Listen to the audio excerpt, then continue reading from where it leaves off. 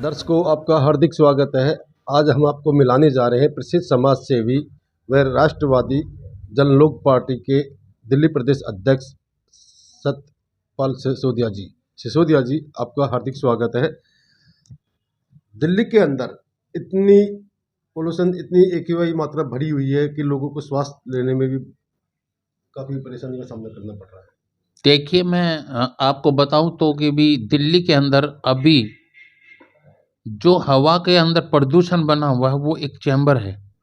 Chamber की तरह सांस बना गया है पूरा, और सांस लेने में भी बड़ी प्रॉब्लम हो रही है सभी लोगों को, और पूरे दिल्ली वासियों को बड़ी दिक्कत का सामना करना पड़ रहा है इससे।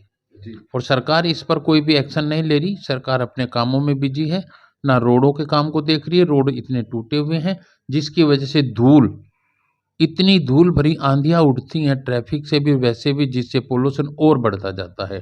ना रोडों के ऊपर ध्यान देती है सरकार, दिल्ली सरकार, ना अपने इस पोल्यूशन के ऊपर इस पब्लिक को एक बीमार हालत में करके छोड़ देना चाहती है। जैसे कि दिल्ली सरकार जो भी कॉलोनी के अंदर काम छेड़ तो देती है, परंतु उसके अंदर एक एक वर्ष लगा देती है। बिल्कुल, मैं दिल्ली सरकार का यह एक बहुत बुरा दुर्भाग्य है कि काम छेड़ देती है, चाहे वो सीवर लाइन के हों, टेलीफोन लाइन के हों, या गैस पाइपलाइन के काम हों। सभी काम एक एक साल तक रोड उखाड़ करके, गलियां उखाड़ करके रखी हुई हैं। ना उनको भराव करते हैं, ना उनको रास्ता ठीक बना करके दे रहे हैं। सभी के मेरे ख्याल से तो हमारे इस क्षेत्र में भी बहुत सारी सीवर लाइन का काम चला हुआ है।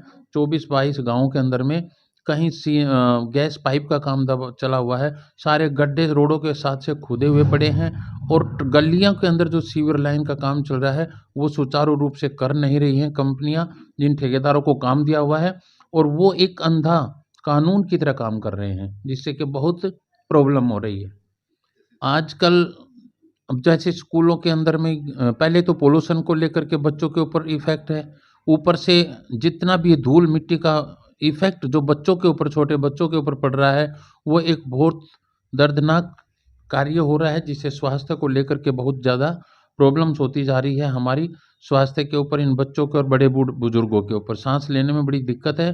दूसरा, अभी साथ साथ कोरोना का भी प्रकोप शुरू हो रहा है। दिल्ली सरकार इस पे भी हमें लगता है कि वो भी फेल होती जा रही है। जो 146 सांसदों को निलंबित किया है, इसके बारे में क्या कहना चाहते हो?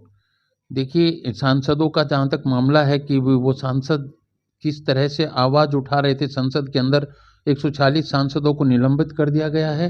वो एक तानाशाही है, जो कि एक राजा के अंदर प्रजा, जो अपना एक राजा कानून चलाता है, उस तरह का कानून चला करके उस तानाशाही के अंदर में इस 140 सांसदों को निलंबित कर करके उन्होंने एक अच्छा काम नहीं किया, जिससे मैसेज पूरे देश के अंदर में, पूरे विश्व के अंदर में गलत जा रहा है।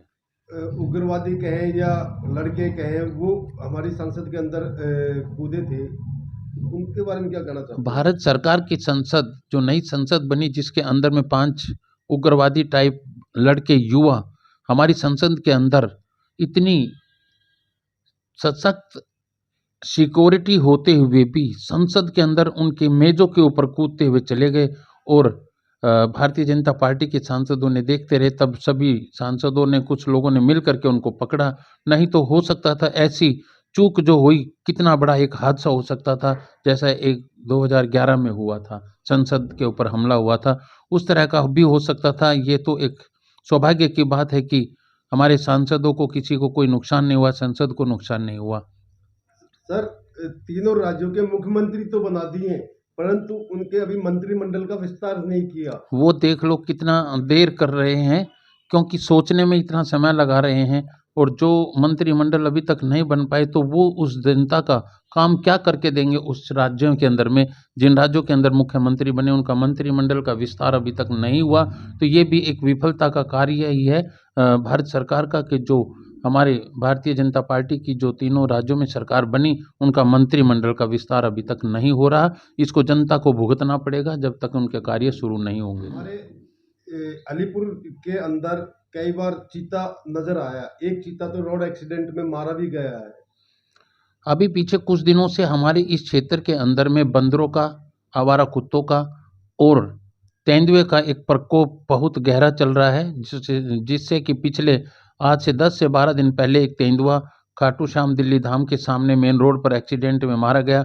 दूसरा भी अभी क्षेत्र के लोग कहीं-कहीं बख्तावरपुर में या मुखमेलपुर जंगल में बता रहे हैं कि तेंदुआ फिर भी देखा गया है। तो एक भारी प्रकोप और आक्रोश भी है और भय का समय बना हुआ है, जिससे कि वन विभाग अपनी पूरी टीम को बैठाकर इसको जाल बिठा कर के अगर इसको पकड़ना चाहे या देखना चाहे तो वो कर सकती है, लेकिन उसमें भी विफलता का कार्य दिल्ली सरकार पूरे अपने इस कार्य को अच्छे ढंग से नहीं कर पा रही। वन विभाग फेल है इसके ऊपर और लोगों के अंदर एक डर बना हुआ है, जिससे कि मुखमेलपुर गांव में तो कई बंदरों ने कई लोगों को घायल भी कर दिया है। अगर इस तरह का तेंदुए ने किसी आदमी के ऊपर हमला किया तो ये कितना भारी जान और माल का नुकसान हो सकता है। सोमवार को 25 तारीख क्रिसमस डे का दिन आता है। मैं तो खैर क्रिसमस डे को नहीं मानता, लेकिन 2023 का वर्ष सभी के लिए सुखदायी पूर्वक गया है और आने वाले नए वर्ष की मैं पूरे देशवासियों को अपनी तरफ से मैं सतपाल सिंह सिसोदिया, राष्ट्रवादी जनलोक पार्टी सत्य दिल्ली प्रदेश अध्यक्ष,